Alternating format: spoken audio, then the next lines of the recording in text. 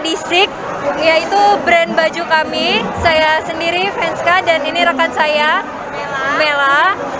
Di sini kami pameran industri di bidang fashion. Kami memproduksi baju, t-shirt, dress, dan tote bag. Untuk produk selanjutnya masih ditunggu saja ya teman-teman. Inspirasinya dari mana, Kak? Oke, inspirasinya itu dari zaman sekarang kan kebutuhan baju itu terus meningkat ya di bidang fashion terutama gitu, dan baju yang kami produksi ini tuh timeless. Orang selalu pakai t-shirt, orang selalu pakai dress, dan tote bag juga selalu berguna. Jadi inspirasinya itu dari kebutuhan kami sehari-hari.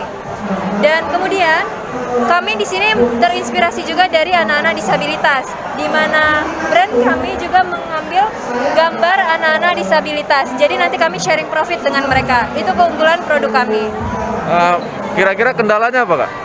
Kalau kendalanya yang pertama di waktu ya, karena kami memiliki kesibukan masing-masing gitu, dan kendalanya di waktu yang pertama. Dan yang kedua tentunya saingan, karena di Batam sendiri banyak produk-produk untuk pakaian.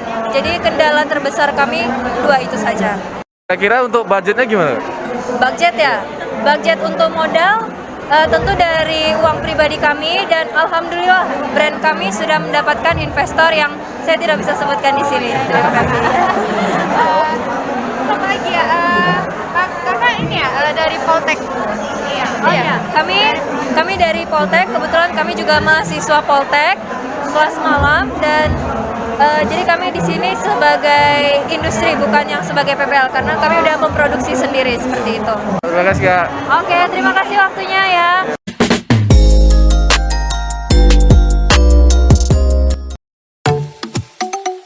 Oke Bang, sebelumnya boleh perkenalkan diri dulu Bang? Oke, nama saya Ego dari PT Fortek Teknologi Batam. Boleh tahu ini nama proyeknya apa Bang ya? Ini simulasi sorting mesin. Baru ini prodi dari Poltek Bang ya? Bang dari Poltek juga ya? Sorry, saya bukan dari Fortek, saya dari industri. Oh, dari industri. Inspirasi membuat ini apa? Jadi inspirasinya PT saya membuat mesin ini untuk mempermudah dan mempercepat perpindahan barang dari tempat satu ke tempat yang lain. Jadi kita udah memiliki semi auto mesin untuk perpindahan barang dari satu tempat ke tempat lainnya. Biasanya dipakai di PT gitu ya? Ya, ini mesin ini bisa untuk di industri, bisa untuk di gudang-gudang, atau di Poltek pun mungkin bisa. Kalau misalnya ada mahasiswa yang berinovasi tinggi kan, bisa diaplikasikan di Poltek ini. Jadi mesin ini sebenarnya serbaguna sih, karena posisinya mesin ini cuma untuk memindahkan barang, bukan untuk mengassembly. Jadi untuk perpindahan barang saja. Oh, sebenarnya salah satu kendalanya apa? Kalau kendalanya sih ya paling nggak kita harus menyesuaikan beban yang harus kita pakai. Jadi partnya ini nggak sembarangan dipakai. Jadi kita harus punya data listnya tentang part yang digunakan, atau bahannya itu apa sih yang harus digenggam atau harus diangkat gitu, itu apa sih, beratnya berapa sih. Jadi kita harus memiliki data. Jadi kalau kita sudah memiliki data, kita bisa sesuaikan dengan pengaplikasiannya. Mau di Bang ya, kalau boleh tahu budgetnya berapa Bang ya? Budgetnya Kalau udah untuk budget ya, kalau kemarin mungkin saya kurang tahu ya. Saya dengar kayaknya hampir 50-an lah. Karena kan ini kita pakai standar part. Jadi posisinya part-part yang dipakai ini udah melewati ya step-step penelitian. Jadi kalau simulasi sebenarnya memang ini simulasi, tapi kita standarkan industri. Jadi mahasiswa-mahasiswanya bisa melihat, oh gimana sih standar industri itu. Jadi kita bisa melihat simulasinya ini. Ini salah satu standarnya industri, memakai alu profil, motor, dan kelistrikan, wiring-wiringnya ini standar industri. Berarti ini cuma kayak contohnya gitu ya? Ya, ini simulasinya. Ya, ini lebih besar lagi. Ya, tergantung PT yang dipakai. Kalau misalnya PT-nya besar, otomatis ininya lebih besar gitu. Pasti banget, Sama-sama.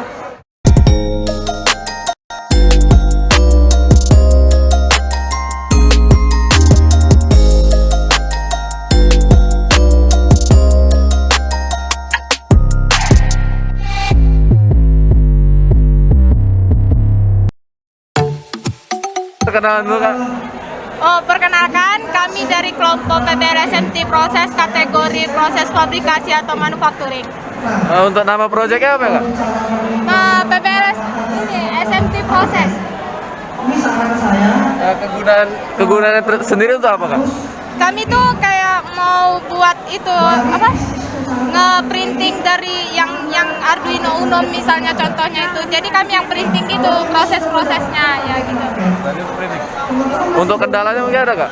Oh, kendalanya ada mungkin dari satu itu mesinnya mungkin kalau mesinnya rusak kita nggak berjalan gitu. Terus kedua mungkin kita kalau parameternya kalau kita salah di parameternya berarti produk kita reject gitu.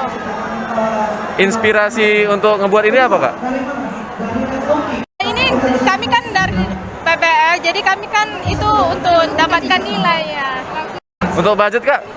Oh, kami dari budgetnya belum udah langsung apa? Kami kan proses jadi budgetnya itu nggak ada gitu. Ini kegunaan di kehidupan sehari-hari buat apa? Ini kan di dalam misalnya remote, di remote itu pasti ada Arduino Uno, jadi di situ gitu. Buat yang kayak gitu, kayak di dalam produknya. Iya. Terima kasih Kak. Terima kasih Kak. Iya, sama-sama.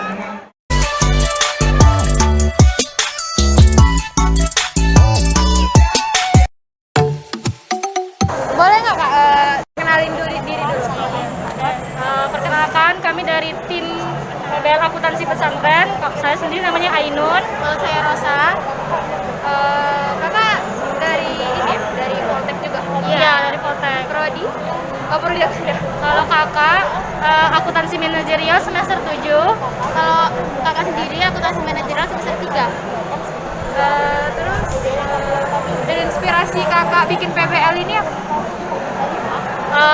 Kalau tujuan dari PBL ini sendiri, kan di sini judulnya implementasi pedoman akuntansi pesantren sesuai ISA 35 di pondok pesantren. Nah, jadi laporan keuangan itu kan penting ya. Nah, sedangkan nggak semua lembaga tuh tahu bagaimana cara menyusun laporan keuangan yang baik dan benar. Salah satunya pondok pesantren. Pondok pesantren itu kan masuk dalam organisasi non laba. Jadi dia bukan komersil laporan keuangannya. Jadi dari hasil observ kami langsung, mereka tuh belum tahu gimana sih cara nyusun keuangan yang sesuai dengan standarnya. Nah, makanya itulah kami buat implementasi ini supaya mereka tahu, oh ternyata ada loh pedoman untuk khusus akuntansi pesantrennya, sehingga mereka tuh laporan keuangannya lebih profesional dan pastinya bisa dipertanggungjawabkan kan, karena ya udah sesuai dengan standar yang berlaku. Terus ada nggak kendala kakak dalam ngelakuin proyek ini? Kalau kendala sebenarnya dari mitranya sendiri, kami sebutnya mitra ya. Mitranya tuh sendiri enak diajak komunikasi, cuman karena pondok pesantren ini baru juga, jadi dari segi data seperti inventaris barang itu mereka nggak begitu mencatat gitu. Jadi kalau saat kita mau buat kebijakan itu agak kesulitan.